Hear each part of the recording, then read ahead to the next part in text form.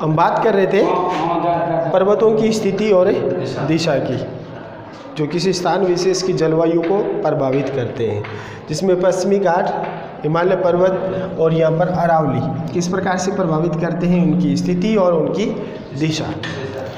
पश्चिमी घाट पर ये जो दक्षिणी पश्चिमी मानसूनी हवाएं आती हैं, वो पश्चिमी घाट से टकराकर पश्चिमी ढलान पर खूब वर्षा करती है। अगर ये यहाँ पर पश्चिमी घाट की उपस्थिति नहीं होती तो ये यहाँ पर वर्षा नहीं हो पाती। दूसरा, ये बंगाल की खाड़ी से निकलकर और अरब सागर की जो तीसरी शाखा है वो आगे जाकर हिमालय से टकराकर भारत में वर्षा करवाती हैं। इनके अलावा जो हिमालय पर्वत की स्थिति है वो ध्रुव से आने वाली जो ठंडी हवाएं हैं उनको रोककर भारत को ठंड से बचाता है। इसी प्रकार से दक्षिणी पश्चिम से उत्तर पूर्वी की स्थिति है हमारे राजस्थान में अरावली पर्वत श्रृंखला की, और यहाँ से एक मानसूनी धारा आती है जो कि अरावली के समानांतर आगे उत्तराखंड में धर्मशाला तक चली जाती है। और ये समानांतर चले जाने के कारण ये जो मानसूनी हवा है जो अरब सागर से आती है वो राजस्थान में वर्षा नहीं कर पाती है। अगर हम बात करें अरावली की स्थिति इस प्रकार से होती, दक्षिण पश्चिम से उत्तर पूर्वी की नहीं होकर पूर्वी से पश्चिमी अगर अरावली यहाँ पर होती तो राजस्थान भी सबसे अधिक वर्षा वाला क्षेत्र हो सकता था। तो स्थिति का ये इफेक्ट है, समानांतर बह जाती हैं जो ये मानसूनी धाराएं हैं, इसलिए राजस्थान में वर्षा नहीं हो पाती है। ठीक है ना, स्थिति का ये इफेक्ट पड़ता है। इसी प्रकार से अगर हिमालय नहीं होता तो हमारे भारत में मानसूनी वर्षा नहीं हो पाती। दूसरी बात, सर्दियों में बहुत ज़्यादा सर्दी भी हो जाती। तो स्थिति और इनकी दिशा दोनों का ही जलवायु पर इफेक्ट होता है। अगली बात करते हैं पवनों की दिशा। पवन जो चलती है वो कहाँ से आ रही है, जलीय क्षेत्र से आ रही हैं या स्थल भाग से आ रही हैं, उनका जलवायु पर खास करके वर्षा पर सबसे ज़्यादा इफेक्ट होता है। अगर हवाएं जलीय क्षेत्र से स्थल की ओर आ रही हैं तो उनमें नमी होती है, जल से बहती हुई जो हवाएं होती हैं वो नमी ग्रहण कर लेती हैं। अगर समुद्रों या महासागरों के ऊपर से जब गुजरती हैं आगे जाकर वो धरातल पर वर्षा करती है।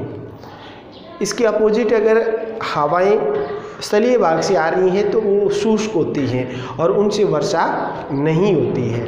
तो हवाएं कहाँ से कहाँ चल रही हैं, यानी स्थल से जल की ओर चल रही हैं या जल से स्थल की ओर चल रही हैं, इनकी दिशा का इफेक्ट वहाँ की जलवायु मुख्यतः वर्षा पर पड़ता है। जलीय भाग से स्थल की भाग की ओर हवाएं आ रही हैं तो वर्षा होगी, और स्थल भाग से जलीय भाग की ओर हवाएं जा रही हैं तो वो शुष्क होंगी, जिनसे वर्षा नहीं होगी। ठीक है। इनके अलावा हमारा जो ऊपरी वायुमंडल है उसमें वायु परिसंचरण किस प्रकार का है उसका भी हमारी जलवायु पर इफेक्ट होता है, खास करके जेट धाराओं का।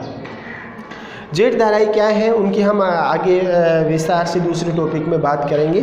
फिलहाल ये समझ लो कि हमारा जो ऊपरी वायुमंडल है जिसका डायरेक्टली हमारे निचले वायुमंडल से कोई संबंध नहीं होता है, एक तेज तीव्र वायुपुंज चलता है, एक पट्टी के रूप में तीव्र धाराएं चलती हैं जिनको जेट प्रवाह के नाम से जानते हैं। दूसरे विश्व युद्ध में उन जेट धाराओं की जानकारी मिली थी जब अमेरिका और जापान का युद्ध हो रहा था। तो जो लड़ाकू विमान थे उनकी वजह से उन हवाओं का या ऊपरी वायु मंडलीय परिसंचरण का पता चला, इसलिए इस धाराओं का नाम जेट धारा रख दिया गया है।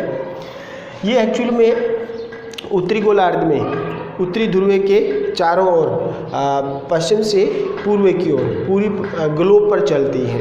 इसी प्रकार से दक्षिणी ध्रुव के चारों ओर पूरे ग्लोब पर पूर्व से पश्चिम की ओर चलती हैं, जिनका खास करके हमारी भारतीय मानसून की बात करें तो उस पर इफेक्ट होता है।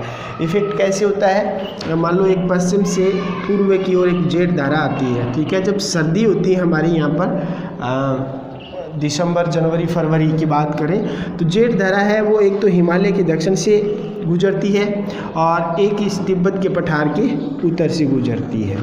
ठीक है ना, जेट धारा दो प्रकार की हो जाती है, एक तो हिमालय के दक्षिण में और एक तिब्बत के पठार के उत्तर के होकर चलती है।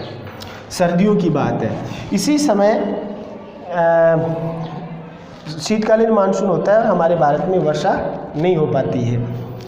थोड़ी बहुत जो वर्षा होती है जिसको हम माउथ बोलते हैं, नाम सुने ना, सर्दियों में वर्षा होती है, वो भूमध्य सागर से चक्रवात बनते हैं सर्फिला आकार रूप में, और वो चक्रवात इन जेट धाराओं के नीचे नीचे यहाँ पर भारत में प्रवेश करते हैं, जिससे उत्तरी भारत में वर्षा होती है सर्दियों में, जिसको मावठ कहते हैं। और रबी की फसल के लिए जो मावठ है वो सबसे लाभप्रद होती है इन जेट धाराओं से। इनके अलावा ये जो जेट धाराएं हैं वो मानसून के आगमन को और मानसून के प्रत्यावर्तन को भी प्रभावित करते हैं, और सर्दियों में जो वर्षा होती है उत्तरी भारत में वो इन जेट धाराओं के कारण ही हो पाती है।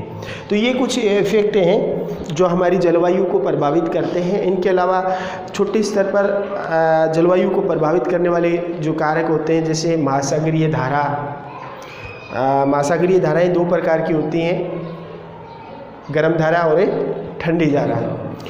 ठंडी धारा है वो वहाँ के आसपास के तापमान को कम कर देती है, गर्म धारा आसपास के तापमान को गर्म कर देती है। तो इससे वहाँ के स्थानीय क्षेत्र पर जो वायु दाब है और जो संघनन की प्रक्रिया है वो प्रभावित करती है।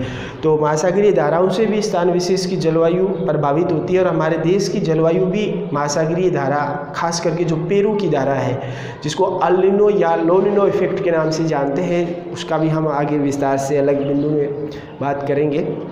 इनके अलावा जो वनस्पति आवरण है वो भी स्थान विशेष की जलवायु, खास करके वर्षा को प्रभावित करता है। ठीक है ना। तो ये मोस्टली 6 कारक थे जो हमारी भारत की जलवायु को प्रभावित करते हैं। ठीक है।